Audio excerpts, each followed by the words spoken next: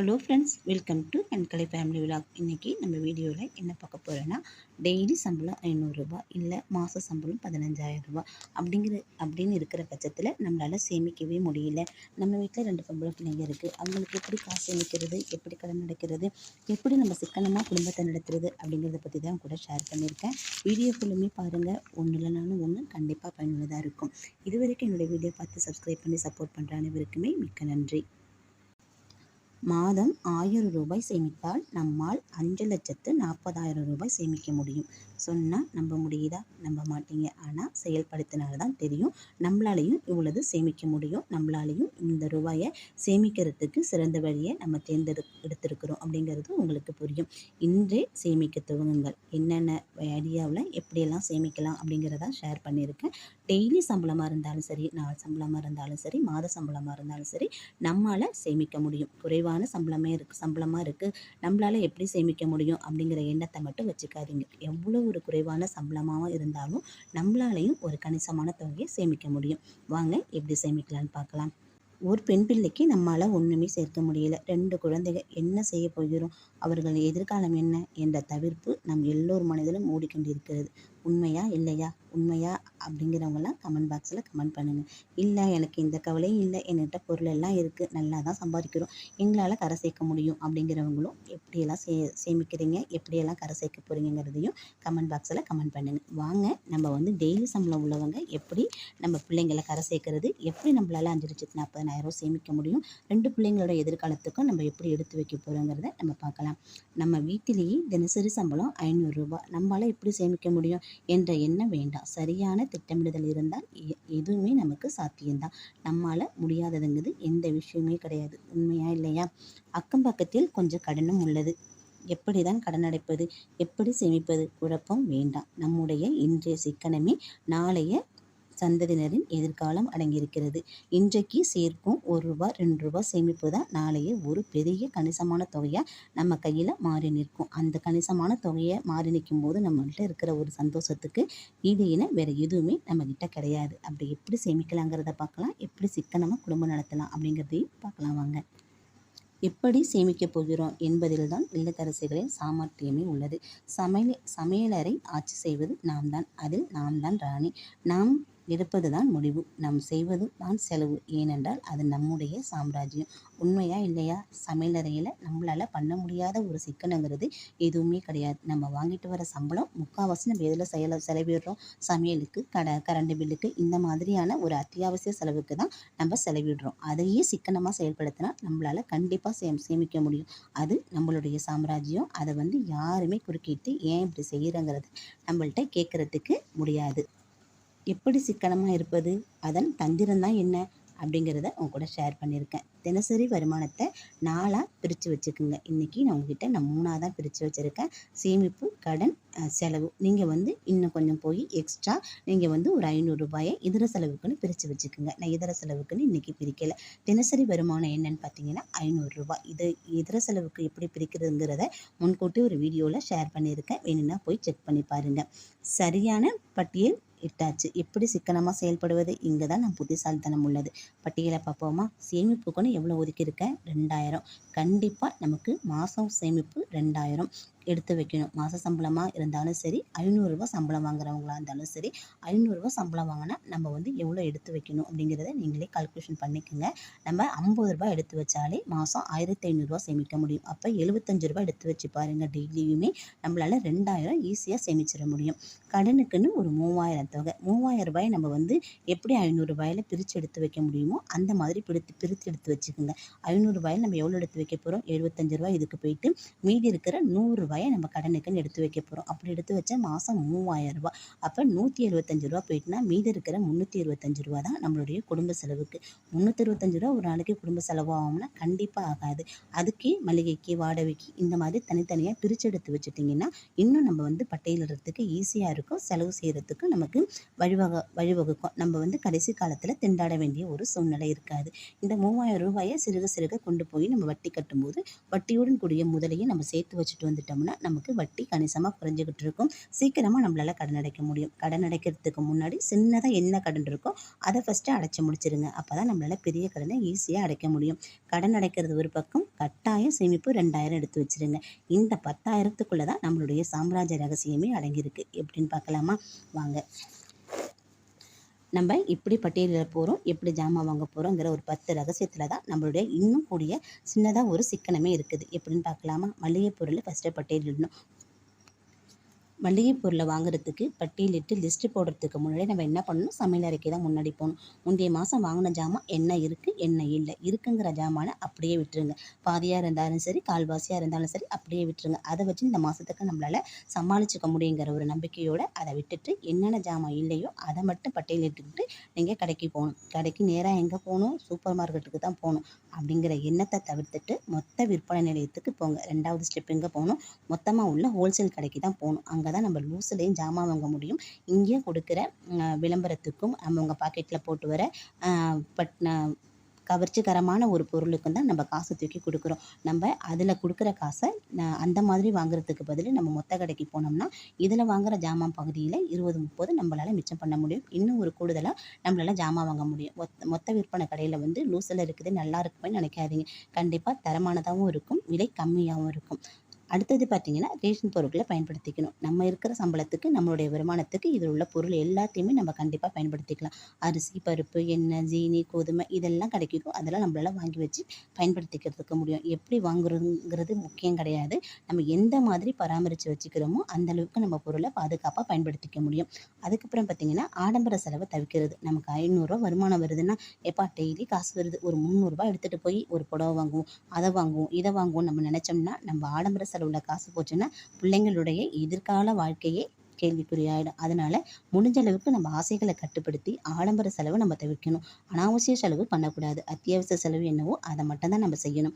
அதுக்கப்புறம் எக்காரணத்தை கொண்டும் இஎம்ஐயில் பொருள் வாங்காதீங்க. ஏன்னா நம்ம கட்டுற வட்டியை கொண்டு தான் இந்த இஎம்ஐக்காரங்களே வாழ்க்கை ஓட்டுறாங்க. அதனால நம்ம சம்பாதிக்கிறதே குறைஞ்ச வருமானம். அந்த வருமானத்தை கொண்டு இன்னொருத்தவங்கள்ட்ட கொடுத்து அவங்க நல்லா வாழ வைக்கிறோம், நம்ம வட்டி கட்டிக்கிட்டு இருக்கிறோம். அந்த பொருள் ஒரு பொருள் வாங்கணும்னா அதுக்கு ஆசைப்பட்டீங்கன்னா ₹1, ₹2, ₹5, ₹10 அந்த மாதிரி சிறுக சேமித்து மொத்தமாக எடுத்துகிட்டு போனோம்னா ஒரு கடையில் கொண்டு கொடுத்தோம்னா அதுக்கு 1000 2000 பேரம் பேசி நம்மளால் பொருளை வாங்கி 2000 மிச்சம் பண்ணிட்டு வர முடியும். ஆனால் இதில் கொண்டு போனீங்கன்னா அவங்க சொன்ன விலையே நம்ம பில்லு போடணும். 2000 3000 சேர்த்து வட்டியுடன் கூடிய நம்ம இன்ட்ரெஸ்ட்டையும் சேர்த்து நம்ம பணத்தை கட்டுற மாதிரி இருக்கும்.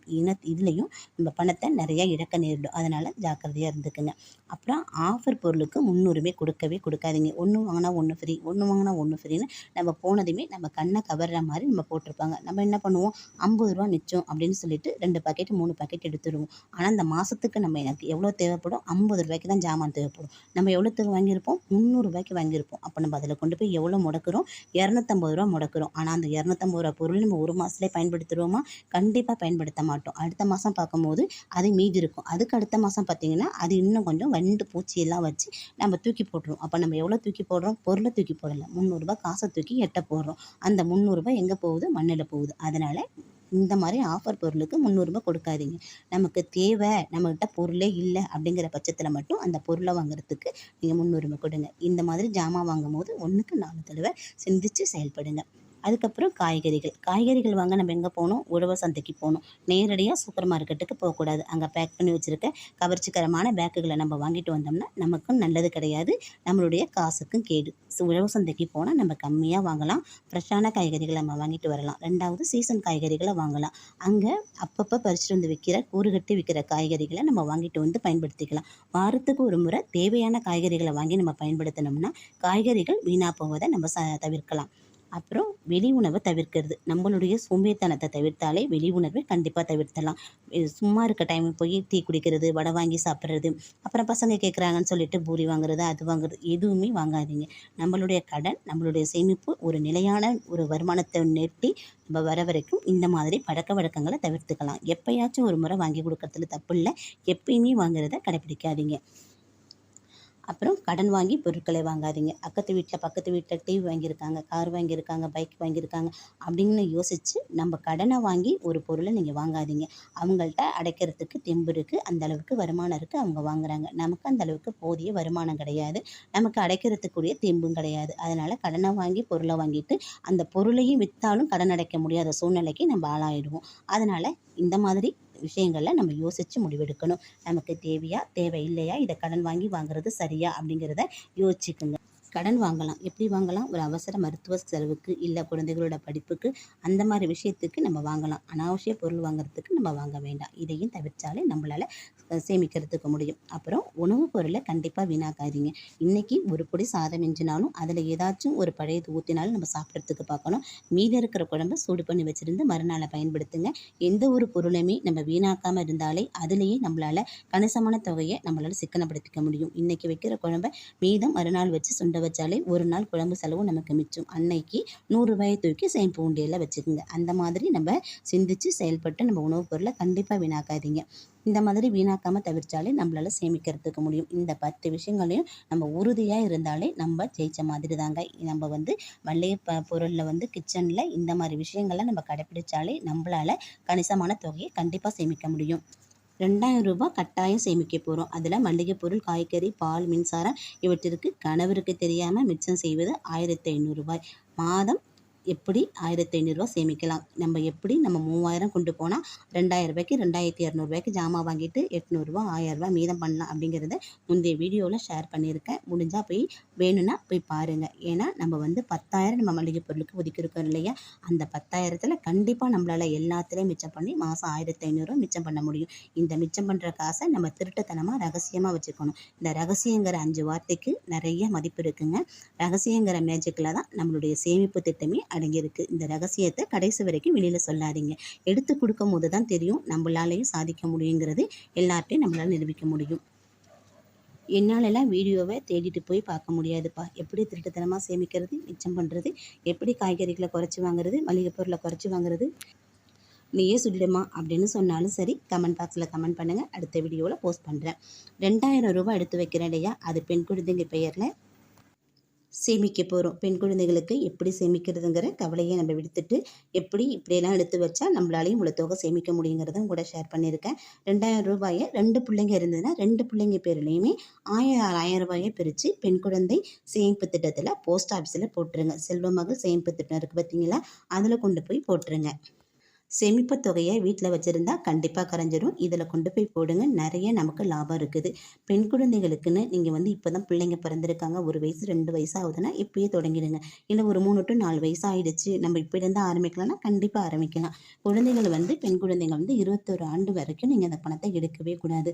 அந்த மாதிரி ஒரு ஸ்கீமாக பார்த்து நீங்கள் கொண்டு போய் போஸ்ட் ஆஃபீஸில் பணத்தை போட்டுருங்க.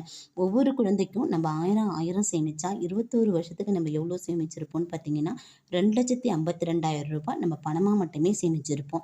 2 குழந்தைகளுக்குமே நம்ம சேர்த்து எவ்வளோ சேமிச்சிருப்போம்னா 5 லட்சத்து சில்லற 6 லட்ச ரூபாய் வரைக்கும் நம்மளால் சேமிச்சிருக்க முடியும். பெண் பிள்ளைகள் எதிர்காலத்தை கல்விக்கோ திருமணத்திற்கோ இது கண்டிப்பாக உதவும். அவங்களோட எதிர்காலத்தை நோக்கி நம்ம இதை சேமிக்கணும். இல்லை ஒரு பெண் பிள்ளை ஒரு ஆண் பிள்ளை இருக்குன்னா ஆண் பிள்ளைகளுக்கு பிபிஎஃப்ல கொண்டு போய் பணத்தை போடுங்க. இதுலேயும் அதே மாதிரி வட்டி போட்டு நமக்கு பணம் கொடுப்பாங்க.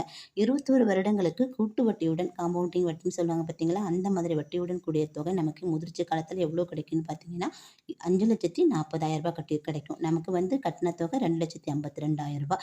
நமக்கு கூடுதலாக 5,40,000 ரூபாய் நம்ம கட்டின தொகை நமக்கு 21 ஆண்டுகளில் நம்ம கையில் காசு கிடைக்கும்.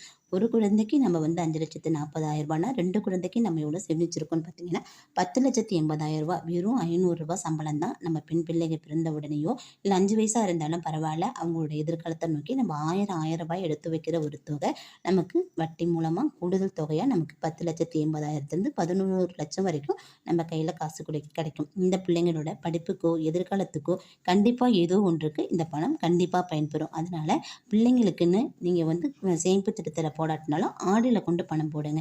ஆடியிலும் இந்த மாதிரி கூடுதல் வட்டியுடன் கூடிய தொகை நம்ம கையில் கிடைக்குங்க. பெண் பிள்ளைகளை வச்சுருக்கவங்களுக்கு ஒரு எளிய தீர்வை நான் கொடுத்துருப்பேன்னு நம்புகிறேன். பிடிச்சிருந்தா லைக் பண்ணுங்கள். 10,80,000 தொகை நம்ம நினைத்து பார்க்காத ஒன்று. சிறுக சேமித்த தொகை. சிறுக சிறுக எடுத்து வச்சதுனால தான் நம்ம ஒரு பட்டியல் போட்டு இப்படி தான் வாழ்க்கை, இப்படி தான் அப்படி நம்ம சேமிக்கணும், இப்படி தான் குடும்பம் நடத்தணும் அப்படிங்கிற ஒரு முயற்சியில் இருந்ததுனால தான் நம்ம பிள்ளைங்களுக்காண்டி இவ்வளோ தூரம் நம்மளால் எடுத்து வைக்க முடியுது, சேமித்து வைக்கவும் முடியுது. அதனால் சிக்கனமாக செயல்படுங்க. பெண் குழந்தைக்கு சேமிச்சிட்டோம், அது சரி. நம்ம கணவருக்கு தெரியாமல் எடுத்து வச்ச அந்த 1,500 ரூபாய் 21 வருடங்களுக்கு யார் கணக்கு வழக்கு சொல்வது? அந்த திருட்டு காசுக்கு நம்ம என்ன பதில் சொல்ல போகிறோம் அப்படின்னு தானே கேட்குறீங்க. நான் தான், வேற யார் சொல்கிறது? நம்ம எடுத்து மறைச்சி வச்ச காசுக்கு நம்ம தானே பதில் சொல்லி ஆகணும். திருட்டுத்தனமாக எங்கே எடுத்து வச்சோம்? நம்ம வீட்டில் தானே, நம்ம பிள்ளைங்களுக்காக, நம்ம குடும்பத்துக்காக எடுத்து வச்சோம். அந்த காசை திருட்டுத்தனமாக ரகசியமாக சேர்த்த அந்த ரகசிய தொகைக்கு ஒரு கணக்கு வழக்குன்னு இருக்கு இல்லையா, அந்த கணக்கு வழக்கு அந்த சேமிப்பு தொகையோட மந்திரத்தை பார்த்துடலாமா? மாதாந்திர சேமிப்பு தொகை எவ்வளோன்னு பார்த்தீங்கன்னா 1,000 ரூபாய் ப்ளஸ் 500 ரூபாய் 1,500 ரூபாய் எப்படியா இருந்தாலும் நம்ம மிச்சம் பண்ணி வச்சுனுங்கிற ஒரு குறிக்கோளோட மிச்சம் பண்ணி வச்சுருங்க. மிச்சம் பண்ணும்போது 1,000 ரூபாய் எதுக்கு வைக்கிறீங்கன்னா கொண்டு போய் ஆடியில் போட்டுருங்க. இந்த சேர்த்து வைக்கிற காசில் நமக்குன்னு ஒரு எமர்ஜென்சின்னு வரும்போது இதிலேருந்து நம்ம காசு எடுத்துக்கலாம். இல்லை நமக்கு எந்த எமர்ஜென்சியும் இல்லைங்கிற பட்சத்தில் 1,000 ரூபாயை கொண்டு போய் ஆடியில் போட்டுருங்க. மீதம் இருக்கிற ஒரு 500 ரூபாய் இருக்குது பார்த்தீங்களா, அது கோல்டு சீட்டில் போட்டுருங்க. மாத சேமிப்பு எவ்வளோ இருக்குன்னு பார்த்தீங்கன்னா 1,000 ரூபாய். 12 மாதத்துக்கு நம்ம எவ்வளோ சேமிச்சிருப்போம்? 12,000 ரூபாய். அப்போ 12 மாத சேமிப்பு நம்ம ஒரு வருஷத்துக்கு எவ்வளோ வச்சுருக்கோன்னா 12,000 ரூபாய் இருக்குது பார்த்தீங்களா. அதே 21 வருஷத்துக்கு கால்குலேஷன் பண்ணி பாருங்கள். 21 வருஷத்துக்கு நம்ம கையில் பணமாக மட்டுமே 2,82,000 ரூபாய் கிடைக்கும். இதை நம்ம ஆடி கூட்டு வட்டியோட நமக்கு எவ்வளோ பணம் கிடைக்குன்னு பார்த்தீங்கன்னா 5,40,000 ரூபாய் நம்ம கையில் நம்ப முடியாத அளவுக்கு ஒரு பெரிய சேமிப்பு தொகை இருக்கும். 6 லட்சம் வரைக்கும் நம்மளால் சேமிக்கிறதுக்கு முடியுது. இதையே ஒரு ஆள் வருமானத்திலே இவ்வளோ ரூபாய் நம்மளால் எடுத்து வைக்க முடியுதுன்னா நம்மளாலையும் முடிஞ்ச அளவுக்கு வீட்டில் இருந்தே ஏதோ சின்னதாக ஒரு தொழிலோ ஒரு வேலைக்கோ போய் ஒரு 200 300 கூடுதலாக நம்ம வருமானத்தை ஈட்டினோம்னா நம்மளால் இன்னும் அதிகமாக சேமிக்கிறதுக்கு முடியும். பெண் பிள்ளைகளை இன்னும் நல்லபடியாக வளர்க்க முடியும். அவங்க எதிர்காலத்தை நல்லபடியாக நம்மளால் பாதுகாத்து வைக்கிறதுக்கு முடியும். நம்மளும் நல்லபடியான ஒரு வாழ்க்கையை வாழ்கிறதுக்கு முடியும். ஒருவர் வருமானத்தையே நம்பிக்கிட்டு இருந்தால் கண்டிப்பாக காலம் தள்ள முடியாது. ஒருவர் வருமானத்திலேயே நம்ம கிட்டத்தட்ட ஒரு 21 வருஷத்துக்கு குறைஞ்சது நம்ம எவ்வளோ சேமித்து வச்சுருக்கோன்னா 15 லட்சம் டு 20 லட்சம் வரைக்கும் நம்மளால் சேமித்து வச்சுருக்க முடியுது. அதே மாதிரி இந்த 500 ரூபாய் வருமானத்தை நம்ம இன்னும் கூடுதலாக ஒரு 300 400 ரூபாய் நம்ம வர மாதிரி நம்ம வருமானத்தை பெருக்கிக்கிட்டோம்னா நம்ம பிள்ளைங்களை வளர்க்கறதுக்கு எந்த ஒரு கவலையும் கிடையாது. நம்ம இதில் பார்த்தீங்கன்னா கடன் நம்ம கணிசமாக 3000 கணிசமாக கடனையும் நம்ம அடைச்சிக்கிட்டு வரும். நம்ம கடன் அடைச்சதுக்கு மீது நம்ம இந்த 3000 தொகை நம்மள்கிட்ட கையில் காசு இருந்துக்கிட்டு தான் இருக்கும். அதையே கூடுதல் சேமிப்பாக வச்சிங்கன்னா இன்னும் கூடுதல் தொகையை நம்மளால் அடையிறதுக்கு முடியும். எனக்கு தெரிஞ்ச ஒரு சின்ன ஒரு சேமிப்பு வழியை தான் உங்கள் கூட ஷேர் பண்ணியிருக்கேன். பிடிச்சிருந்தா லைக் பண்ணுங்கள். அதுக்கப்புறம் பார்த்தீங்கன்னா மீதம் இருக்கிற ஒரு 500 ரூபாய் காசு, அந்த 500 ரூபாயை நம்ம என்ன பண்ணுறோம், நகை கணக்கில் பசங்களுக்குன்னு 500 சேமிச்சுட்டு வந்தோம்னா 12 மாதத்துக்கு 6,000 ரூபாய். ஒரு வருஷத்துக்கு நம்மளால் ஆமாம் எவ்வளோ சேமிச்சிருக்க முடியும்னு பார்த்தீங்கன்னாக்கா ஒரு மாதத்துக்கு 500 ரூபான்னா ஒரு வருஷத்துக்கு 6,000 ரூபா தான் நம்மளால் சேமிச்சிருக்க முடியும். அப்போ 21 வருஷத்துக்கு நம்மளால் 1,20,000 ரூபாய் நம்மளால் சேமிச்சிருக்க முடியும். இதை நகையாக கொண்டு போய் நம்ம அப்பப்போ வேணுங்கிற நகையை வாங்கினாலும் வாங்கிக்கலாம், இல்லை மொத்தமானாலும் வாங்கிக்கலாம். இல்லை கோல்டு சீட்டில் கிடச்சா நமக்கு லாபமாக நஷ்டமாங்கிறது தெரியல அப்படிங்கிற ஒரு கால்குலேஷன் நீங்கள் இருந்தீங்கன்னா இதையும் கொண்டு போய் நீங்கள் ஆடிலேயே மொத்த சேமிப்பாக நீங்கள் போட்டு வச்சுக்கலாம். இன்னும் கூடுதல் தொகை கூட மொத்த பணமாக நம்ம கையில் காசு கிடைக்கும். எனக்கு தெரிஞ்ச விஷயத்த உங்கள் கூட தெரிஞ்ச மாதிரி ஷேர் பண்ணியிருக்கேன். வீடியோ ஃபுல்லுமே பார்த்துருப்பீங்கன்னு நம்புகிறேன். ஏதாச்சும் ஒரு விஷயம் உங்களுக்கு பயனுள்ளதாக இருக்குன்னு நம்புகிறேன். பயனுள்ளதாக இருக்குன்னு நினச்சிங்கன்னா என் சேனலுக்கு ஒரு லைக் கொடுங்க. மறக்காமல் என்னோடய சேனலை சப்ஸ்கிரைப் பண்ணி சப்போர்ட் பண்ணுங்கள். இது போல் வீடியோ வேணும்னு சொல்லிவிட்டு கமெண்ட் பாக்ஸில் கமெண்ட் பண்ணுங்கள். என்னால் முடிஞ்ச அளவுக்கு உங்களுக்கு வீடியோ போட முயற்சி பண்ணுறேன். இது வரைக்கும் என்னுடைய வீடியோவை பொறுமையாக பார்த்ததுக்கு மிக்க நன்றி. வாழ்க வளமுடன்.